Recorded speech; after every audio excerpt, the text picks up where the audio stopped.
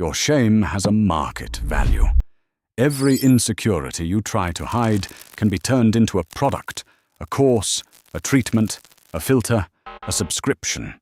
The machine does not need to destroy you. It only needs to make you feel unfinished, not ugly, upgradable, not lonely, undermarketed, not poor, temporarily behind. That is how shame becomes elegant. The message is never, "You are broken." That would be too obvious. The message is, "You are almost acceptable." And almost is where the money lives. Because a person who feels complete stops buying cures. A person who feels watched buys discipline.